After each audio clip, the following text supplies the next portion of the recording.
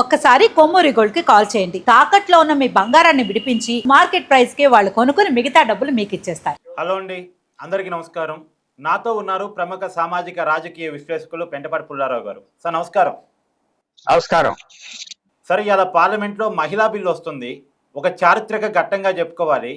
ఈ ప్రపంచంలోనే ఎక్కడా లేని విధంగా భారతదేశంలో ఉన్నటువంటి చట్టసభల్లో, అది పార్లమెంట్ కావచ్చు, రాష్ట్రాల అసెంబ్లీలో కావచ్చు, 33% మహిళలకు రిజర్వేషన్ కల్పించడం అనేటువంటి బిల్లు ఇవాళ తీసుకొస్తున్నారు. అన్ని రాజకీయ పార్టీలు కూడా సంపూర్ణంగా మద్దతు ఇస్తున్నాయి.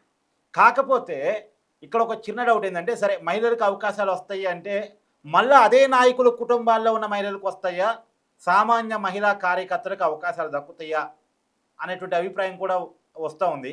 చాలామంది నాయకులు తమ భార్య బిడ్డలతో రెడీ అయిపోతున్నారు అనేటువంటి ప్రచారం జరుగుతూ ఉంది. ఎలా చూడాలి? అసలు దానికి ఆలోచన ఎందుకు నాకు అర్థం అవట్లేదు. వాళ్ళ భార్యల్ని వాళ్ళ కూతుర్ని పెట్టుకుంటారు, ఇంకెవరిని పెట్టరు. వాళ్ళకి బయట వాళ్ళని పెట్టరు. మా పెడితే కోడల్ని పెడతారు అంతే. బయట వాళ్ళని ఏదో ప్రతి మహిళ ఏదో ఎంపీ అయిపోతుందని తిరుగుతున్నారేమో పాపం. ఎమ్మెల్యేలుగా అయిపోయామంటే ఏమి ఆశ పెట్టుకోవద్దు. ఆ ఉన్న 200 మహిళా పోస్టు ఒక 5-10 కార్యకర్తలు 5 వెళ్తే గొప్ప. అలాంటి కార్యకర్తలకు ఎప్పుడైనా ఇచ్చారంటే ఎస్. జయలలిత వెళ్ళి జైల్లో 50 రోజులు కూర్చున్నప్పుడు ఒక జైల్ గార్డ్, ఒక ఆడ మనిషి ఒక కాల్పిస్కి అమ్మ అమ్మ తిరిగితే బయటకు వచ్చాక లోక్సభ ఎలక్షన్ లో టికెట్ ఇస్తే ఒక టర్మ్ ఎంపీ అయింది. తర్వాత పోయింది, ఎవరికే దాని పేరు తెలీదు. ప్రెజెంట్ గార్డ్ అంతే.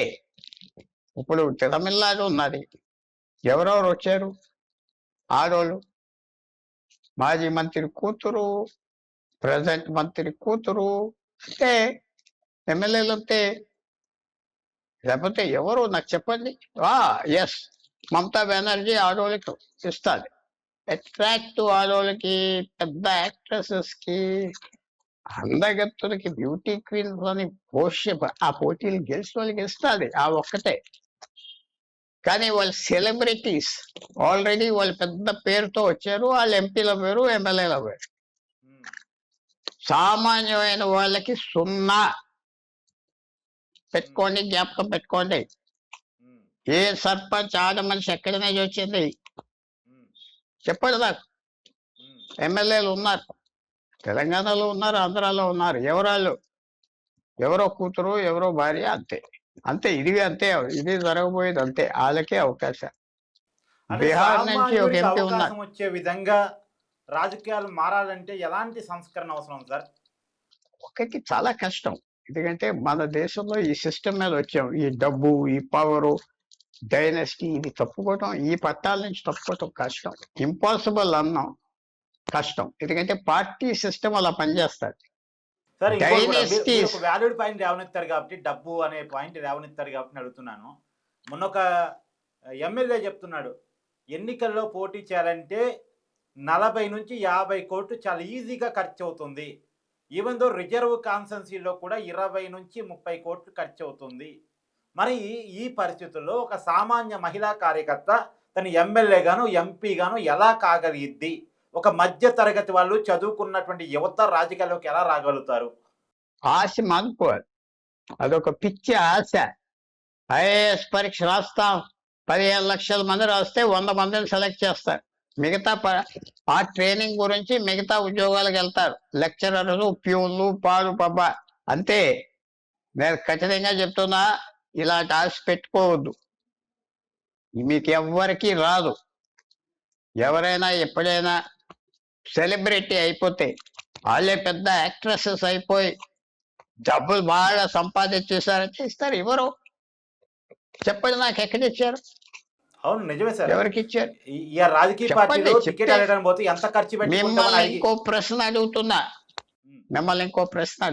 చెప్పండి సార్, చెప్పండి. నాతో పాటు ఇక్కడ మహిళా నాయకులు 2-3 పెడితే నన్ను అడుగును, ఏ నాయకురాలు భారతదేశంలో ఆడ మనిషి ఒక్క నాయకురాల్ని, ఒక్క లేడీని పైకి తీసుకొచ్చింది? ఇందిరాగాంధీయా, జయలలిత, సోనియా గాంధీయా? లేకపోతే ఇంకా పేరు చెప్తే అందరూ నాకు తెలిసిన వాళ్ళు నన్ను నా మీద పడతారు, అది వదిలేయండి. ఆహా, శరద్ పవార్ కూతురు సుప్రియ సూలే ఒక్క ఆడ మనిషిని పైకి తీసుకొచ్చిందా? 20 సంవత్సరాల రాజకీయాల్లో ఉన్నది. ఎగ్జాంపుల్ తెలంగాణ రాజకీయాల్లో కేసీఆర్ కూతురు కవిత కూడా సార్. వదిలేదు, నేనంటూ నేను ఎవరి పేర్లు చెప్పను. ఆలోచన చెప్పా. ఒక్క లేడీని స్టేజ్ ఎక్కొద్దు అని ఢిల్లీ నుంచి ఒక నాయకురాలు వెనకాల పక్కన తెలంగాణ మొట్టమొదటి స్టేజ్ లో ఒక మహిళా మంత్రి కూడా లేరు. దేంట్లో తెలంగాణ వచ్చిన తర్వాత మొట్టమొదటి కేబినెట్ లో ఒక్క మహిళా మంత్రి కూడా లేరు. అది నేను పెద్ద ఇంపార్టెన్స్ ఇవ్వను. ఏదో ఆడవాళ్ళకి ఇవ్వలేదు. మొట్టమొదటి కేబినెట్ అంటే ఉంటారు, అది ఏదో ఉంటాయి అవకాశాలు అవసరం. జనరల్ గా అడుగుతున్నా, లేడీ రాజకీయ నాయకులు ఇంకో లేడీకి సాయం చేశారా? నాకు చెప్తే ఆనందపడతా. మాయావతి ఎంతమంది ఆడవాళ్ళకి సాయం చేసింది? ఒక్క పేరు ఇవ్వండి. ఒక్క రాజ్యసభ ఇచ్చింది, ఒక ఎమ్మెల్సీ ఇచ్చింది, ఒక మినిస్టర్ చేసింది, ఒక్క పేరు ఇస్తే ఆనందపడతా. జైలంతా ఎవరికి చేయలేదు. ఆ ప్రజల్లో 45 రోజులు పడేసి ఉన్నప్పుడు ఆ కాల్పిస్కి ఒక సర్వెంట్ లాగా చేస్తే బయటికి రాగానే దాని పిలో లోక్సభ ఇచ్చింది సీట్. అంతే. ఎవరికి ఇచ్చారు నాకు చెప్తే, నేను ఎవరియో చాలా పొరపాటు చెప్పాను, ప్రజలకు అబద్ధాలు ఆడాను అని క్షమాపణ కోరుకుని తగ్గుతా. ఒక్కడే ఎవరు చేయడే. ఎవరు ఠాకరే భార్య అన్ని ఆమె కంట్రోల్ చేస్తాడు. ఒక్క ఆడ మనిషిని దగ్గర రాదు. ఒక్క ఆడ మనిషి సార్ ఇప్పుడు యాక్చువల్ గా మన లైవ్ ఎడిటింగ్ చేస్తుంది కూడా ఒక మహిళే. ఇలాంటి సాధారణ మహిళలు, సామాన్య మహిళలు, మేం కూడా ఎమ్మెల్యేలు కాగలం, మేం కూడా ఎంపీలు కాగలం, మేం కూడా ఈ దేశ నిర్మాణంలో భాగం కాగలం, ఈ దేశ చట్టాలు తయారు చేయగలం అని ఆలోచించగలిగేటువంటి పరిస్థితులు రావాలంటే ఏం కావాలి? ఒకటి, పార్టీ సిస్టమ్ ఉన్నంత కాలం రాదు. నేను ప్రాంతీయ పార్టీ పెట్టా, పవర్ తెచ్చుకున్నా, సీఎం అవ్వా. ఇక నేను వెళ్ళిపోయాక నా కూతురు కొడుకు పార్టీని ఒక ఆస్తిలాగా కంటిన్యూ చేస్తా. అధికారంలో ఉన్నది కాబట్టి, పార్టీ అధికారంలోకి వచ్చింది కాబట్టి కొంతమంది ఉంటారు. ఇక ఆ పార్టీ అలాగా వంశాల్లో ఎవరైతే కంట్రోల్ చేస్తారో పార్టీ వాళ్ళే. అందువల్ల ఆ పార్టీ సిస్టమ్ మీద ఉన్నా కాబట్టి ఆడోళ్ళు ఈ చట్టం పెట్టాం, చట్టం వచ్చాక ఏం పెడతారు, ఏం వస్తుంది మార్పు? ఆడోళ్ళకి ఇచ్చారు, నీకు ఇవ్వరని చెప్పండి. ఎవరిని అడిగితే నీకు రాదు అంతే. కార్యకర్తలు అంటారా, పాడంటారా, ఇవ్వరు. ఫినిష్. ఇది అంతే. నిజం చెప్తున్నా, కాదని చెప్పండి. నేను అడిగిన ప్రశ్న, ఏ యాంకర్ ఆడ మనిషి, పెద్ద యాంకర్లు దేశవ్యాప్తంగా నేను కూర్చున్న వాళ్ళతో లేరు, అందరితో హిందీ ఛానల్స్ లో, ఇంగ్లీష్ ఛానల్స్ లో అడుగుతా, ఒక్క పేరు చెప్పండి, ఒక్క ఆడ పొలిటీషియన్ ఎవరైనా లేడీకి సాయం చేసిందా? కాశ్మీర్ ముఖ్యమంత్రి వారి కూతురు మహబూబా ఒక్క లేడీకి సాయం చేయలేదు. అది సీఎం అవ్వింది, అది దాని కూతురులో తిరిగారు, ఒక్క ఆడ మనిషికి సాయం చేయాలి. ఎస్, మమతా బెనర్జీ సెలబ్రిటీ అయితే సాయం, నా ఓట్లకి నువ్వు ఓట్లు కలుపుతావని సాయం చేస్తా, తెలివితేటలు. అది ఒప్పుకుంటా. జలసి లేదు ఆమె దగ్గర.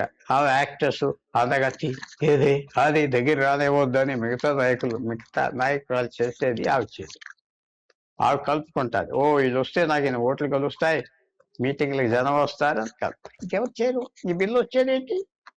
వీళ్ళందరూ ఏదో అయిపోతావు ఎమ్మెల్యేలు నా బయోడేటా వేసుకొని తిరుగుతున్నారా, అయితే చిప్పేసి పడేస్తారు. ఏమీ రాదు. అంతే.